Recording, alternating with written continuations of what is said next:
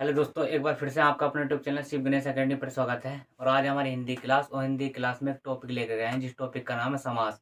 समास किसे कहते हैं, इसका मेन अर्थ क्या होता है और ये कितने प्रकार के होते हैं। और एग्जाम की दृष्टि की बात करूँ तो एग्जाम की दृष्टि से बहुत ही इंपॉर्टेंट टॉपिक है। इसमें से हर एग्जाम में 1 से 2 क्वेश्चन आपको जरूर मिलेंगे और हम बताएंगे किस प्रकार से क्वेश्चन आते हैं। और इसकी एक वीडियो ये है और अगली वीडियो भी हम कल इसे अपलोड करेंगे ताकि आपको कोई भी कंफ्यूजन क्लास में नहीं हो सके। अब बात करते हैं समास की। और बता दूं, समास बहुत ही मोस्ट इम्पोर्टेंट टॉपिक है हमारा। तो ये लिखा हमने समास, इसका क्या क्या अर्थ होते हैं बताते हैं। तो समास समास का शाब्दिक अर्थ होता है, समास का शाब्दिक अर्थ होता है संक्षेप। संक्षेप संक्षेप। अगर हम इसका तोड़ें या इसका विग्रह करें तो समास को कैसे तोड़ सकते हैं। सम प्लस आस। सम मिस होता है संक्षेप और आस मिस होता है होना, संक्षेप होना। अब बात करते हैं नंबर 1 क्वेश्चन ऐसे मिलेगा आपको एग्जाम में। इस प्रकार से क्वेश्चन आते हैं जैसे हम बताएंगे। तो सबसे पहला क्वेश्चन यहाँ मिलेगा आपको ऐसे है। क्वेश्चन नंबर 1, समास का शाब्दिक अर्थ ये लिख देगा क्या होता है, क्या होता है। तो ऑप्शन आपको एग्जाम में ऐसे मिलेंगे, विस्तार, नंबर बी संक्षेप, नंबर सी विग्रह और नंबर 4 है हमारा विच्छेद। तो हमने आपको क्या बताया था, समास का जो शाब्दिक अर्थ होता है वो क्या होता है, संक्षेप। सम को थोड़ा सम मीन्स होता है संक्षेप और आस मीन्स होता है होना, संक्षेप होना। तो क्वेश्चन इस प्रकार से एग्जाम में आता है, यो चाहे यूपी पुलिस का एग्जाम हो, चाहे समूह से रिलेटेड जितने भी एग्जाम हो। और बता दो रेलवे ग्रुप डी का एग्जाम होने वाला है। मैथ को कंटिन्यू पढ़े और मैथ का कल को हम लास्ट टॉपिक डालेंगे टाइम एंड वर्क का। तो समास का शाब्दिक अर्थ क्या होता है, क्वेश्चन इसी प्रकार से आगा। तो विस्तार, संक्षेप, विग्रह, विच्छेद। ना तो विस्तार होता है, ना विग्रह होता है, ना ही विच्छेद होता है। कौन सा होता है, संक्षेप होता है। ये हमारा क्या ऑप्शन है। अब बात करेंगे विग्रह की। समास का बता दिया हमने, समास किसे कहते हैं। अभी हम परिभाषा की बात नहीं कर रहे हैं, रियल में बता रहे हैं समास क्या होता है। इसका बेसिक रूप से बता रहे हैं, फिर बताएंगे बेसिक से हाई लेवल। अब बात करते हैं हम विग्रह की। विग्रह क्या होता है।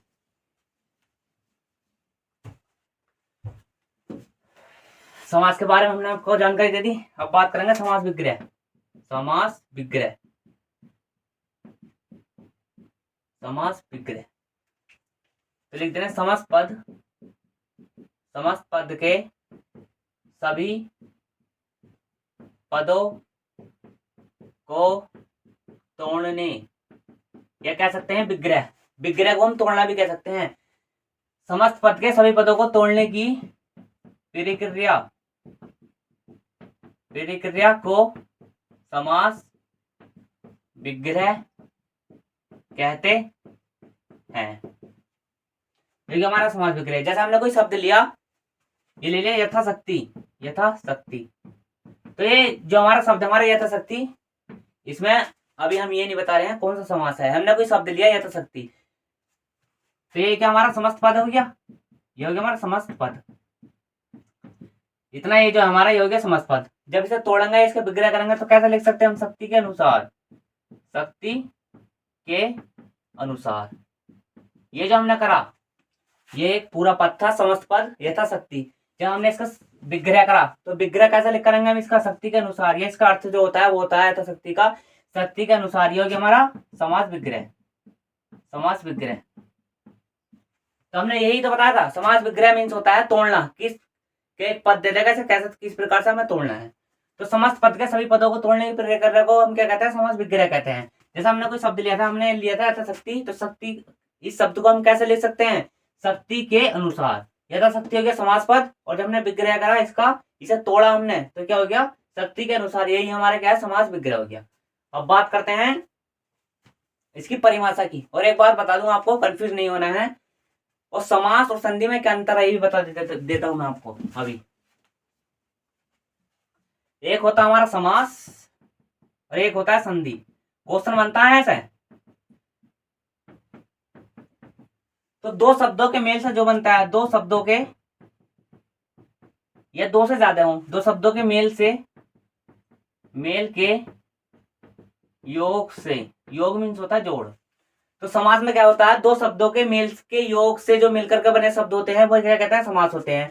और संधि कहते हैं दो वर्णों के मेल को या वर्णों के मेल को। इसमें दो वर्ण से ज्यादा वर्ण भी हो सकते हैं और इसमें दो शब्द से ज्यादा शब्द भी हो सकते हैं। तो समास और संधि में यही अंतर है, दो शब्दों के मेल के योग से जो बनता है उसे हम समास कहते हैं। और संधि की बात करें तो दो वर्णों के मेल के योग से जो बनता हो उसे क्या कहते हैं, हम संधि कहते हैं। यह हो गया समास और संधि में अंतर। अब बात करते हैं इसकी समास की क्या क्या परिभाषा है और ये कितने प्रकार के होते हैं। आइए चलते हैं, देखते हैं क्या है। अब बात करते हैं समास की परिभाषा की। किताबी लैंग्वेज में या जो हम पढ़ते हैं रियल में वो समास क्या होते हैं, जो हमने जानकारी दी थी वो बेसिक थी बिल्कुल। इसका पता होना चाहिए कि समास क्या होता है और कैसे ने तोड़ते हैं। और एक बार और बता दूं कि वीडियो भले ही 20-25 मिनट की हो सकती है, लेकिन ये वीडियो आपको इतना कुछ देकर जाएगी कि कोई भी एग्जाम में आपसे क्वेश्चन बचेगा ही नहीं, कोई भी ना ही कंफ्यूजन रहेगा, मिटा देंगे सब हमको। क्रमधारय में सबसे पहले वो बता दूं समास में क्या इसमें कंफ्यूजन रहता है। एक तो क्रमधारय में और बहुवचन समास में आप अंतर नहीं कर पाते हो क्या कौन सा समास रहता है, लेकिन हम आपसे रियल में वादा करते हैं कि कोई भी कंफ्यूजन नहीं रहेगा। और एक वीडियो ये है इसकी, दो कल को जो वीडियो डालेंगे हम इसकी प्रैक्टिस वाली डालेंगे, क्योंकि पढ़ने के साथ साथ आपको प्रैक्टिस करना भी जरूरी होता है, ठीक है। और हमारी भी 2-3 दिन से छुट्टी लग रही थी, एब्सेंट थे हम भी, तो आपसे क्लासें भी तुम्हारी क्या है रेगुलरली चलेंगी, हिंदी की भी और मैथ की भी क्लास। और सपोर्ट करिएगा, हमारे जो है 500 सब्सक्राइबर हो गए हैं, 500 सब्सक्राइबर और होने हैं। आप इसी प्रकार से हमें सपोर्ट करिएगा, बहुत अच्छा आपका सपोर्ट मिल गया है। और फिर हम लाइव क्लास चला करेंगे, बिल्कुल डिक्टो पढ़ा करेंगे ऐसी, ठीक है। अब बात करें परिभाषा की, अब आते हैं समास की परिभाषा की। तुम्हारी परिभाषा जो है बिल्कुल ट्रिक से बताएंगे हम आपको समास, ट्रिक भी बताएंगे कि अव्यय भाव में क्या देखना रहता है, द्विगुणी समास में क्या रहता है। एक सेकंड पे चल लो ये समास है, ऐसी ट्रिक बताएंगे। तब आज की बात करते हैं परिभाषा की। तो दो या दो से अधिक शब्दों से मिलकर, दो या दो से अधिक शब्दों से मिलकर जो सार्थक शब्द बनते हैं उसे क्या कहते हैं, हम समास कहते हैं। ये उसकी है परिभाषा, परिभाषा हमने लिख दी। और समास के प्रकार की बात करें तो क्वेश्चन यहाँ से दूसरा ये बनेगा। पहला क्वेश्चन कहाँ बना था, समास का शाब्दिक अर्थ क्या है, संक्षेप है, विस्तार है, विच्छेद है। तो कौन सा बताया था हमने, संक्षेप है। और क्वेश्चन नंबर 2 यहाँ से बनेगा, समास कितने प्रकार के होते हैं। तो समास हमारे जो होते हैं वो 6 प्रकार के होते हैं। कौन सा समास होते हैं, नंबर 1 है अव्ययीभाव समास, नंबर 2 तत्पुरुष समास, नंबर 3 कर्मधारय, फिर नंबर 4 द्विगुणी द्वंद्व समास, बहुब्रीहि समास। एक फिर और बात बता दूं, कर्मधारय, तत्पुरुष, द्विगुणी, बहुब्रीहि, द्वंद्व, अव्ययी समास, ये होते हैं हमारे 6 प्रकार के। ये नंबर ऊपर नीचे हो सकते हैं, लेकिन आपको मुंह जबानी तत्पुरुष मुंह जबानी याद होना चाहिए। तत्पुरुष, द्वंद्व, कर्मधारय, बहुब्रीहि, अव्ययी, इसी प्रकार से आपको याद होने चाहिए। तो कितने प्रकार के होते हैं, 6 प्रकार के होते हैं। अव्ययीभाव समास, तत्पुरुष समास, कर्मधारय समास, द्विगुणी समास, द्वंद्व समास, बहुब्रीहि समास। तो हम इन्हें एक एक करके पढ़ेंगे, उनके बारे में जानकारी लेंगे। तो अव्ययीभाव समास की बात करें, थोड़ा सा मौखिक रूप से बता देता हूँ। अव्ययीभाव समास में पूर्ववत प्रधान होता है। द्विगुणी की बात करें, तत्पुरुष समास की बात करें और कर्मधारय की समास की बात करें तो इसमें उत्तरपद प्रधान होता है। एक बार रिपीट और कर देता हूँ। अव्ययीभाव समास की बात करें तो इसमें पूर्वपद प्रधान होता है। और द्विगुणी की बात करें और तत्पुरुष की बात करें और कर्मधारय की बात करें तो इसमें उत्तरपद प्रधान होता है। द्वंद्व की बात करें, द्वंद्व, तो इसमें क्या होता है, दोनों पद हमारे प्रधान होते हैं। और बहुब्रीहि समास की बात करें तो इसमें हमारा जो पद होता है वो तीसरा पद प्रधान होता है। अब चलते हैं इनके एक एक करके नंबर पे, इनके बारे में जानकारी लेते हैं। तो सबसे नंबर 1 पहले पढ़ेंगे अव्ययीभाव समास। अब बात करते हैं नंबर 1 पहले समास की। तो पहला नंबर हमारा जो समास का वो कौन सा है, अव्ययीभाव समास। तो इसमें क्या होता है, हमारे पहचान, इसकी क्या ट्रिक है और क्या क्या पहचान है ये भी हम आपको बताएंगे। तो इसमें क्या होता है, सबसे पहला क्वेश्चन ऐसा बनेगा, ऐसा कौन सा समास है जिसमें पूर्व पद प्रधान होता है। जिस समास का पूर्व पद प्रधान होता है तो वो ऐसा कौन सा समास है, अव्ययीभाव समास होता है। इसमें यही आपको ध्यान रखना है कि इसमें क्या है, पूर्व पद प्रधान होता है, ना ही पहला पद समास होता है, ना ही दूसरा पद प्रधान होता है। तो कौन सा पद प्रधान होता है, पूर्व पद प्रधान होता है। और सबसे मोस्ट इंपोर्टेंट जो बात है ये इसकी ये है कि इसमें जो है उपसर्ग मिलेंगे आपको लगे हुए। अव्ययीभाव समास में उपसर्ग मिलेंगे समस्त पद के शुरू में, या जो किसी भी शब्द के शुरू में जो है इसमें आपको अव्ययीभाव समास के उपसर्ग मिलेंगे। जैसे इसके जो पहचानने की ट्रिक है, इसकी जो ट्रिक हमारी वो है हमारी अनु, ये शब्द मिलेंगे आपको समस्त पद के। जो समस्त पद है, जैसे हमने प्रतिदिन लिया कोई शब्द लिया उसके सबसे आगे उपसर्ग मिलेंगे। कौन कौन से उपसर्ग है, ये है, एक अनु है, इसकी यही पहचान है अव्ययीभाव समास पहचानने की। अनु है, आ, प्रत्यय, भरा, यथा, प्रत्यय। जैसा हमने 5 एग्जाम्पल ये लिए, ये हमारे समस्त पद है और ये हमारे समास विग्रह। इनका कैसे कैसे इन्हें तोड़ेंगे, कैसे कैसे इनका विग्रह करेंगे। तो जैसा नंबर 1 है प्रतिदिन, तो ऐसा हमने इसका विग्रह करा, इसे तोड़ा तो क्या होगा, प्रत्येक दिन। और आज जन्म, तो इसका समास विग्रह होगा जन्म से लेकर भर पेट, तो इसका हम विग्रह करेंगे तो आगा पेट भर के। और नंबर 4 हमारा अनुरूप, तो अनुरूप को जब विग्रह करेंगे वो आगा रूप के, योग्य और प्रतिकूल, प्रतिकूल के जब समास विग्रह करेंगे आगा इच्छा के विरुद्ध।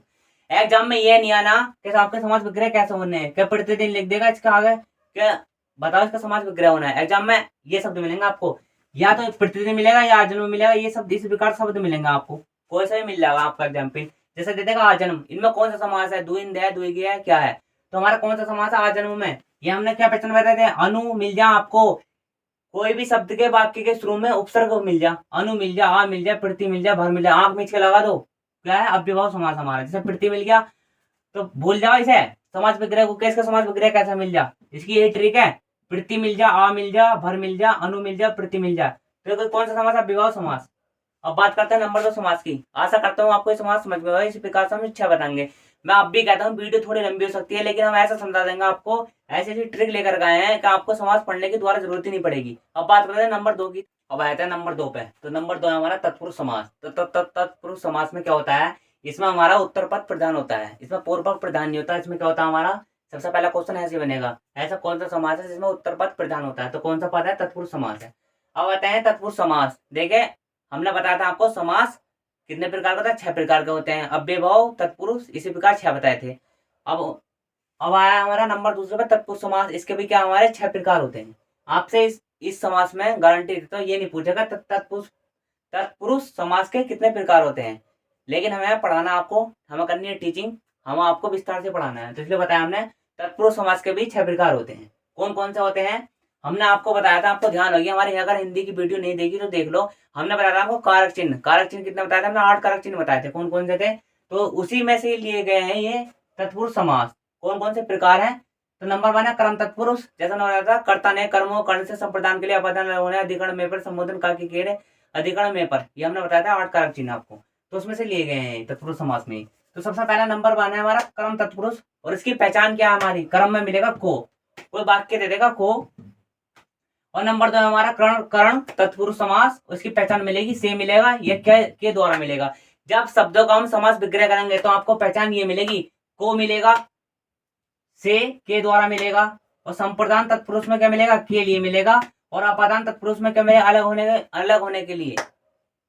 और कैसा अलग होगा हम बताएंगे, इसके एग्जाम्पल भी साथ ही साथ एग्जाम में जाएंगे, वो एग्जाम्पल आएंगे, ठीक है। और नंबर 5 है संबंध तत्पुरुष, तो संबंध क्या होता है, का की के रे रे, अधिकरण तत्पुरुष में होता है मैं पर। अब बता दें इसके एग्जाम्पल क्या होता है। जैसे हमने कोई शब्द मैं बता दूं, जैसे धनहीन लिया तो धन से हीन, इसका जो समास विग्रह करा हमने धनहीन का, क्या करा, धन से हीन, तो से हमें फौरन दिमाग में चाबी घूम जानी चाहिए, धन से हीन, तो हमें ऐसे ध्यान होना चाहिए, कर्ता ने कर्म को कर्ण से, कर्म तत्पुरुष और कर्ण तत्पुरुष से, तो से जो हमारा वाक्य मिला धन से हीन, से जो मिल गया ना से, तो कौन सा तत्पुरुष समास है, कर्ण तत्पुरुष समास, इसी प्रकार से बताएंगे। अब आते हैं इनके एग्जाम्पल पे, तत्पुरुष समास के एग्जाम्पल।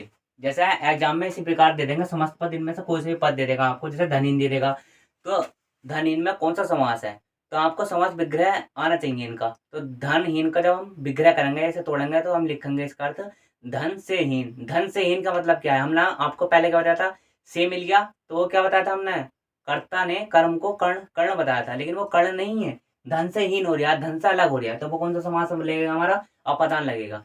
अब बात करते हैं इनमें कौन कौन से समास है, आपको बताऊंगा कैसे इन्हें पहचाना जाता है। जैसे गगन चुंबी हो गया, तो आपको समास विग्रह आना चाहिए, तो हमने लिखा गगन को चूमने वाला। और नंबर 2 मन चाह, तो मन चाह का जब समास विग्रह करेंगे तो क्या लिखेंगे, मन से चाह। और प्रयोग शाला का जब विग्रह करेंगे तो लिखेंगे प्रयोग के लिए शाला।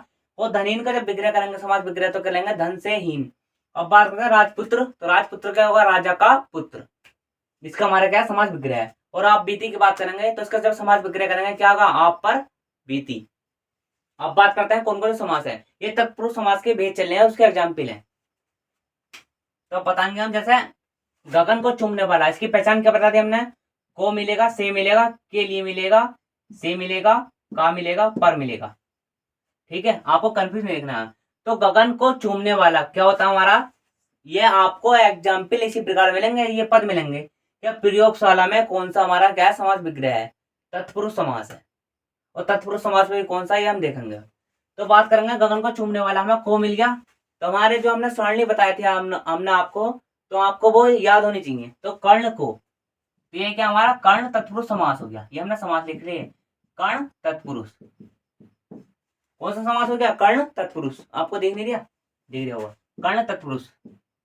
ये लिख देता हूं मैं इधर। अब बात करते हैं मन चाहा, मन से चाहा।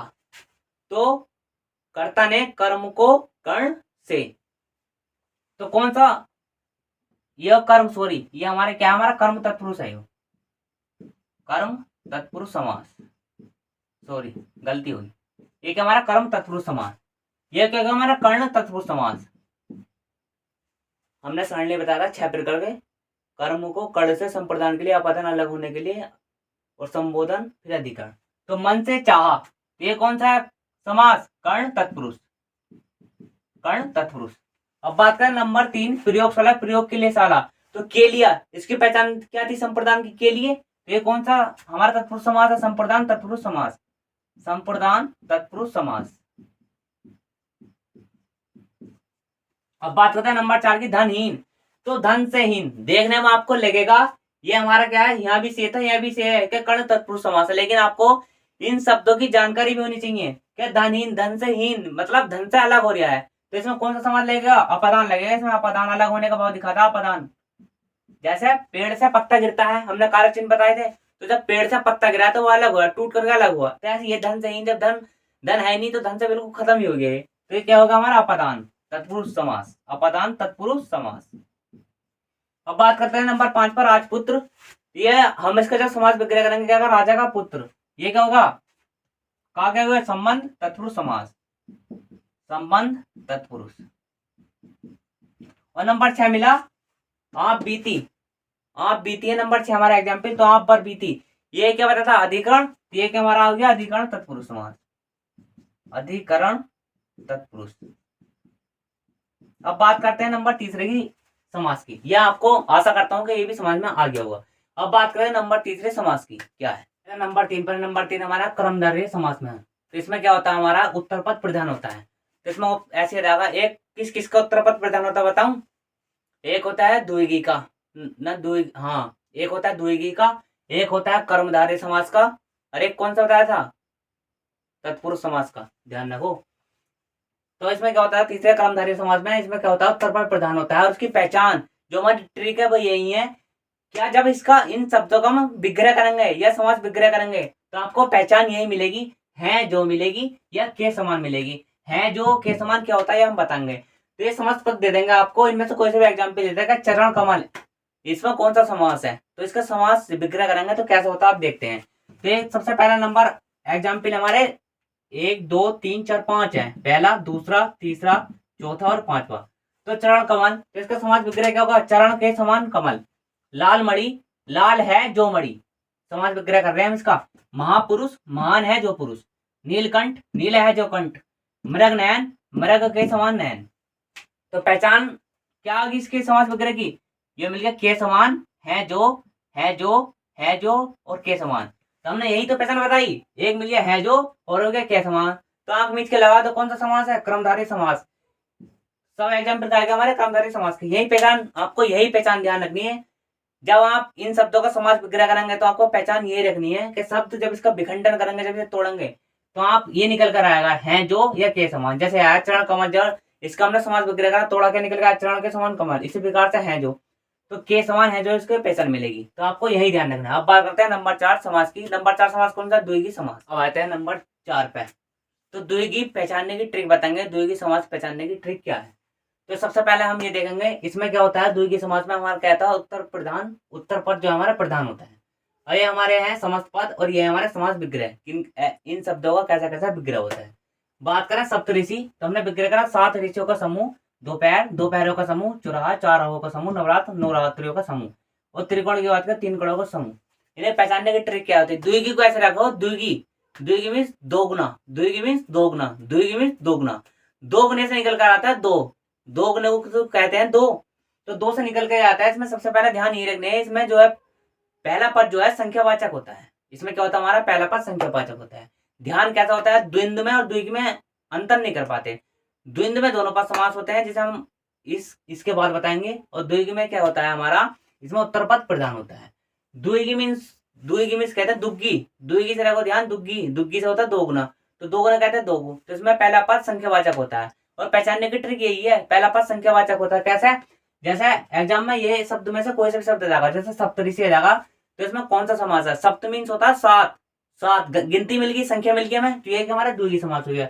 दोपहर, दोपहर कहते हैं दो पहरों को समूह को, तो दो गिनती मिल गई, दोपहर मीन्स होता है दो पहरों का समूह, तो दो पहरे हो गए, गिनती मिल गई हमें, तो हमने क्या बताया? पहला पद संख्यावाचक होगा, तो कौन सा है? द्विगुणी समास। चौराहा, चौराहा कहते हैं चार राहों के समूह को, चौराहा मीन्स चार राह होंगी उसकी, तो इसमें क्या होगा हमारा? द्विगुणी समास। चार मिल गया, गिनती मिल गई, तो कौन सा है? द्विगुणी समास। लगा तो आंख मीच के, कुछ नहीं रखा समास में, फ्री के नंबर है, बस आपको ट्रिक का या पहचान का पता होना चाहिए। नवरात्र, नवरात्र कहते हैं नवरात्रि को समूह को, नवरात्र 9 दिन व्रत चलते हैं ना हमारा, तो क्या कहते हैं? नवरात्रि के समूह को। नवरात्र से मिलकर नवरात्र में जो हमारी पहचान है वो होते हैं 9, नवरात्र में भी क्या होता है? नव को कहते हैं हम 9, तो 9 क्या हमारी संख्या है, तो कौन सा समास है? द्विगुणी है। त्रिकोण, त्रिकोण में होता है 3 कोण, ये कह सकते हैं 3 कोणों का समूह, त्रिकोण मीन्स 3, ये हमारा होगा द्विगुणी समास। आपको शब्दों से पहचान पड़ जाएगी हमारा द्विगुणी समास में पहला पद का संख्यावाचक होता है। जैसे सप्तऋषि में सप्त, सप्त मीन्स होता 7, लगा दो, सप्त मीन्स होता 7, लगा दो, द्विगुणी समास। दोपहर, दोपहर का समूह, 2 मिल गया, संख्या मिल गया, लगा दो, द्विगुणी समास। चौराहा, 4 राहों का समूह, 4 मिल गया, गिनती मिल गई, लगा दो। नवरात्र, नवरात्रियों का समूह, लगा दो, द्विगुणी समास। त्रिकोण, 3 कोणों का समूह, ये हमारा होगा द्विगुणी समास। यही ट्रिक है, यही पहचान है इसकी, ऐसे समास पढ़ा देंगे, आपको पढ़ने की कहीं जरूरत नहीं पड़ेगी। अब बात करते हैं नंबर 5 की, हमारा क्या है? द्वंद्व समास। अब आता है नंबर 5, तो नंबर 5 हमारा द्वंद्व समास। इसमें आपको ये ध्यान रखना है कि इसमें क्या है? दोनों पद हमारे क्या है? प्रधान होते हैं। अब बात करते हैं इसकी पहचान क्या है, इसकी ट्रिक क्या है, तो आपको योजक चिन्ह पहचानना है। योजक चिन्ह होता है ये वाला, ये वाला होता है योजक चिन्ह, ये वाला, ये ध्यान रख लो, ऐसे लगा दोगे द्वंद्व समास है। जैसे माता और पिता, ये मिलेंगे एग्जाम्पल, माता और पिता, इनमें से कौन सा समास है? तो कौन सा समास है? द्वंद्व समास है। ये योजक चिन्ह मिलेगा हर जगह, यही, ये इस चिन्ह को देख के लगा दो द्वंद्व समास, ये इसकी पहचान है, बिल्कुल हल्का। और समास विग्रह की बात करें तो आप ये भी पहचान है योजक चिन्ह की, सबसे बड़ी पहचान तो योजक चिन्ह की है, और 2-3 पहचान और है, तो वाक्य के बीच में और एवं या जरूर मिलेगा आपको। जैसे माता पिता, माता और पिता, भाई बहन, भाई और बहन, पाप पुण्य, पाप और पुण्य, सुख दुख, सुख और दुख, ठंडा गरम, ठंडा या गरम। और सबसे जो पहचान है बढ़िया, आप ये ध्यान रखिए, योजक चिन्ह मिलेगा इसमें भी, इसमें भी, इसमें भी, तो इस योजक चिन्ह को पहचान के आपको कौन सा समास लगाना है? द्वंद्व समास। और सबसे लास्ट का समास लेकर आए हैं वो छठा समास। और देखिए अब आते हैं नंबर 6 समास पे, तो छठा हमारा जो समास है वो हमारा क्या है? बहुवरी समास है। कौन सा समास है? बहुवरी समास। तो बात करें बहुवरी समास की, तो इसमें आपको ध्यान ये रखना है, सबसे पहला क्वेश्चन यहाँ से बनेगा कि बहुवरी समास में ऐसा कौन सा समास है जिसमें कोई भी पद प्रधान नहीं होता? तो एक बहुवरी ऐसा समास है जिसमें कोई भी पद प्रधान नहीं होता। तत्पुरुष उसमें क्या बताया था? जिसमें उत्तर पद समास होता है, सब में बताया हमने कौन कौन से पद समास होते हैं। तो इसका आपको विशेषकर ध्यान रखना है। इसमें क्वेश्चन बनता है, चाहे यूपी का एग्जाम हो, चाहे कोई सा भी एग्जाम हो, इसमें उसका क्वेश्चन बनता है, तो ऐसा कौन सा समास है जिसमें कोई पद प्रधान नहीं होता? तो कौन सा समास है? बहुवरी समास है। और इसमें क्या होता है? दो पद मिलकर के तीसरे पद की ओर संकेत करते हैं, ये क्या हमारा समास है? कौन सा? बहुवरी समास। अब आता है, तो हमने कुछ एग्जाम्पल है, इसी प्रकार से आपको एग्जाम में एग्जाम्पल देखने को मिलेंगे। जैसे लंबोदर है, तो लंबोदर आपने पर्यायवाची पढ़ा होगा, ये नहीं भी पढ़ा होता, लंबोदर कहते हैं गणेश जी को। तो इसका जब समास विग्रह करेंगे लंबोदर का, तो ऐसा समास विग्रह करेंगे जैसे लंबा है उधर जिसका। और पीताम्बर की बात करें तो पीताम्बर, इसके देखे इन शब्दों के अर्थ में भी एक विशेष अर्थ छुपा रहता है। बहुवरी समास में जो हमने समस्त पद के जो कुछ एग्जाम्पल लिए हैं, और ये शब्द जो है, इन शब्द में कोई ना कोई एक विशेष अर्थ छुपा रहते हैं। जैसे बात करें दशरथन कहते हैं रावण को, तो इन शब्द का भी एक विशेष अर्थ होता है, तो वही हमारे क्या होता है? बहुवरी समास के अंतर्गत रखे जाते हैं शब्द। जैसे हमने पहले बताया था लंबोदर, लंबा उधर जिसका, और पीताम्बर बताया, पीताम्बर कहता है श्री कृष्ण को, इसका विशेष अर्थ पीताम्बर का यह है श्री कृष्ण। तो एक का पीत है अंबर जिसका। अब बात करते हैं नंबर 3 पर, त्रिलोचन, 3 है लोचन जिसके, लोचन मीन्स नेत्र, तो वो होता है भगवान शिव। अब बात करते हैं दशानन, तो दशानन में होता है 10 है आनंद जिसके, तो 10 आनंद कहते हैं सिरों को, तो 10 सिर किसके थे? रावण के। अब बात करते हैं नंबर 8 क्या है? चतुर्भुज की, तो चतुर्भुज कहता है 4 है भुजाएं जिसकी, तो 4 भुजाएं किसकी है? भगवान विष्णु की। अब बात करते हैं नंबर 6 की, नंबर 6 हमारा त्रिनेत्र, 3 नेत्र हैं जिसके। अब देखते हैं इसमें कौन सा समास है, तो लंबोदर बताया था हमने, किसे कहते हैं? श्री गणेश को। तो इसका जब समास वगैरह करेंगे लंबा है उधर जिसका, तो क्या हमारे? गणेश। पीताम्बर की बात करें तो इसके अर्थ में भी एक विशेष अर्थ कौन सा बताया था हमने? श्री कृष्ण। पीठ है अंबर जिसका, ये कहता है श्री कृष्ण को, श्री कृष्ण। अब बात करते हैं नंबर पे त्रिलोचन, 3 है नेत्र जिसके भगवान शिव, इसका समास विग्रह करा त्रिलोचन का, 3 है लोचन जिसके, तो ये क्या होगा शिव। अब बात करते हैं दशानन की, तो जब इसका हमने समास विग्रह करा 10 है आनंद जिसके, तो कौन है वो, रावण। यही हमारे क्या संकेत है। और चतुर्भुज, चतुर्भुज जिसकी 4 है भुजाएं, किसकी, विष्णु जी की, ये लिख लिया विष्णु। और यहाँ पर त्रिलोचन था, और यहाँ पर लिखा हमने नंबर 6 एग्जाम में त्रिनेत्र, 3 नेत्र जिसके कह सकते हैं शिव, ये हो गया शिव। तो आज की क्लास हमारी समाज की यही खत्म होती है। और एक बार बता दूं एग्जाम में, आप बताता हूँ क्वेश्चन, एक क्वेश्चन कैसा आता है, एक क्वेश्चन है इसी प्रकार हम जो कल को क्लास लेकर आएंगे वो आपकी प्रैक्टिस की क्लास लेकर आएंगे समाज के अकॉर्डिंग, जो हमने आपको समाज पढ़ाया। अब बात करते हैं क्वेश्चन कैसे पूछे जाते हैं और क्या क्या कंफ्यूजन आपको भी रहता है। क्लास बहुत जानकारी रहेगी हमारी कल की प्रैक्टिस की। और ये जो समाज थे पढ़ने के हिसाब से खत्म हो गए, आप कोई सा भी एग्जाम दो बेफिक्र होकर, इसमें से एक नए क्वेश्चन आपको मिलेगा जरूर। अब बात करते हैं कैसा क्वेश्चन पूछा जाता है और कैसे एग्जाम में क्वेश्चन आते हैं। जैसे हमने लिया चतुर्भुज, ये हमने कोई समझ पद लिया चतुर्भुज, चतुर्भुज। तो जब इसका आप समास विग्रह करोगे, ये लिख दिया मैंने समास विग्रह, समास विग्रह,